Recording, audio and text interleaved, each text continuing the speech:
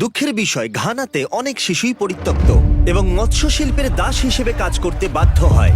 এবং অনেক স্থানীয়দের সাথে কথা বলার পরে আমি সিদ্ধান্ত নিয়েছি যে এই পরিস্থিতি থেকে তাদেরকে উদ্ধার করাটাই লড়াইয়ের শুরু হবে। এমনকি যে সমস্ত ভাগ্যবান শিশু এখান থেকে বেরোতে পেরেছে তারাও বছরের পর বছর ধরে সঠিক চিকিৎসা পরিষেবা থেকে বঞ্চিত। হঠাৎ করে কোনো চিকিৎসা পরিষেবার প্রয়োজন পড়লে সেখানে তারা বড়ই অসহায়। তাই আমরা ঘানায় একটা সার্জিক্যাল সেন্টার বানাচ্ছি, যেহেতু এখানে চিকিৎসা পরিষেবার অভাব রয়েছে। যেমন এই দুই ভাই আর্নেস্ট এবং রিচমেন্ট, যারা কৃতদাসের মতো কাজ করে, ওদের মাত্র 16 বছর বয়সে উদ্ধার করা হয়েছিল ওদের বাবা মা ছেড়ে দেবার পরে। আমাদের মা বাবা আমাদের জন্ম দেওয়ার পরে আমরা তাদের দেখতে পাইনি, তারা আমাদের ছেড়ে চলে যান। মৎস্য শিল্পের দাস হিসেবে দুজন আলাদা হয়ে গেছিল এবং ওদের একাই বেঁচে থাকতে হয়েছিল। ওরা জানতো না আবার কখনো ওদের দেখা হবে কিনা। মাঝে মাঝে ওরা এমন ভাবে টানবে যে তুমি জলে পড়ে যাবে। আর যদি তুমি সাঁতার কাটতে না পারো তাহলে তুমি মরে যাবে। আমার 20 জন বন্ধু মারা গেছে। কিন্তু সৌভাগ্যবশত এই দুই ভাইকে ঘানার মেগা ডিফেন্স ফাউন্ডেশন উদ্ধার করে, যাদের অন্য নাম জিম্যাড। এই সংগঠন ঘানার শিশু দাসত্বের বিরুদ্ধে লড়াই করে। আমি খুবই খুশি, কারণ জিমার্টে আসার পর ওরা আমার জন্য যা করেছে তার জন্য আমি কৃতজ্ঞ থাকব।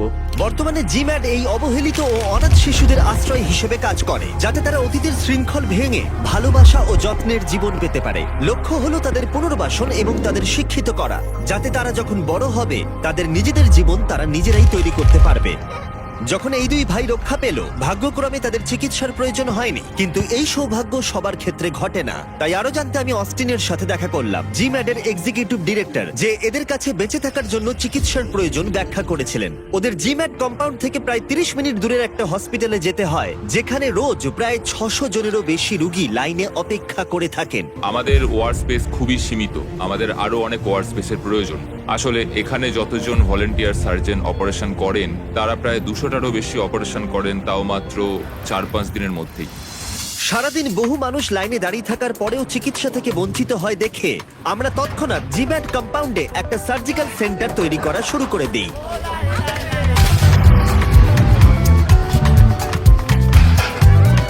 যখন প্রজেক্টের কাজ চলছিল, আমরা শিশুদের সাথে সময় কাটালাম আর কম্পাউন্ডে ওদের শৈশব উপভোগ করলাম।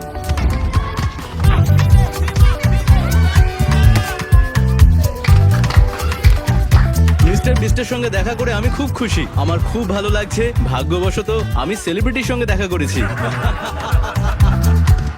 যেসব বাচ্চারা ঘানায় জন্মায় তাদের জীবনটা আলাদা, তাদের নিজেদের গল্প আছে এবং সেটা সত্যিই খুব পাওয়ারফুল, কারণ পরিস্থিতি তাদের খুব কম বয়স থেকেই অনেক কিছু শিখিয়ে দেয়। এই সমস্ত শিশুদের মুখে হাসি দেখার পরে কেউ বুঝতে পারবে না ওদের জীবনে এতটা অন্ধকার লুকিয়ে আছে। যদি কোরি আর স্টেসি হফম্যান না থাকতো, যারা 12 বছর আগে জিম্যাড প্রতিষ্ঠা করেছিল, তাহলে সবকিছুই হতো না। আমরা যখন প্রথম ঘানায় এসেছিলাম, আমরা তখন উপলব্ধি করলাম যে এখানে প্রচুর বাচ্চা, আর এদের হয়ে কথা বলার কেউ নেই। এই বাচ্চাগুলোর বাঁচার জন্য পরিবার প্রয়োজন। সার্জিক্যাল সেন্টারের কনস্ট্রাকশন প্রায় কমপ্লিট হয়ে যাবার পরে আমরা কিছু স্বেচ্ছাসেবক সার্জনদের কাছ থেকে তাদের অভিজ্ঞতা শুনলাম। আমরা গতকাল যখন এখানে এসেছিলাম তখন সম্ভবত প্রায় 600 জন লোক এখানে চিকিৎসা করানোর জন্য ভিড় করেছিল, আর এত লোকের আর্তনাদ শুনে আমরা সত্যিই কষ্ট পাচ্ছিলাম। এখানে যে সমস্ত স্বেচ্ছাসেবক ডাক্তার এবং সার্জনরা কাজ করে, তারা প্রায়শই এমন গুরুতর কেস দেখেন যেগুলো তারা তাদের গোটা জীবনে কখনো দেখেননি।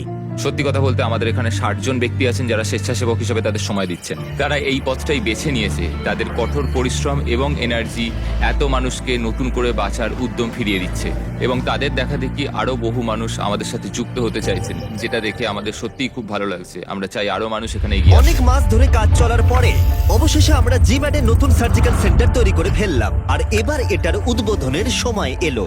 সমস্ত ঈশ্বরকে সাক্ষী রেখে আমরা উদ্বোধন করছি। আমিন।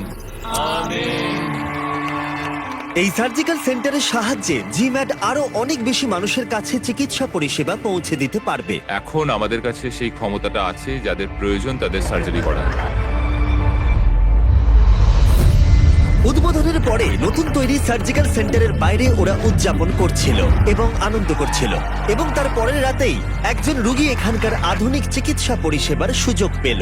একজন কম বয়সী মেয়ে মেরি, যার পা এতটাই ব্যাকা ছিল যে সে হাঁটতে পারত না, কিন্তু সৌভাগ্যবশত বিচ ফিলান্থ্রপি নতুন সার্জিক্যাল সেন্টার এবং তার সার্জন ও চিকিৎসা পরিষেবা তার পা ঠিক করে দিল। এখানে মেরির মতো আরো অনেকের জীবন পরিবর্তন হতে চলেছে, কারণ জিম্যাটের চিকিৎসকেরা আরো অনেক বেশি রোগীদের চিকিৎসা করার জায়গা পেয়েছে। তোমরা যদি এই কাজের অংশীদার হতে চাও যেটা জিম্যাট করছে, তাহলে নিচে ডেসক্রিপশনে দেওয়া লিংকে ক্লিক করো আর ডোনেট করো। সত্যি বলতে তোমাদের সাহায্যেই জিম্যাট আরো অনেক শিশুদের সাহায্য করতে পারবে আর ওদেরকে যত্ন ভালোবাসা দিতে পারবে। ডেসক্রিপশনের লিংকে যাও আর সাহায্য করার চেষ্টা করো। তোমরা পারলে এটা করো, কারণ এটা ওদের কাছে অনেক বড় পাওনা আর আমার কাছেও। আমি স্পেশাল থ্যাঙ্কস জানাতে চাই অক্স ব্লুকে এই ভিডিওতে টাইম ল্যাপস ক্যামেরাগুলো আমাদের ডোনেট করার জন্য। তোমরা সত্যিই অসাধারণ।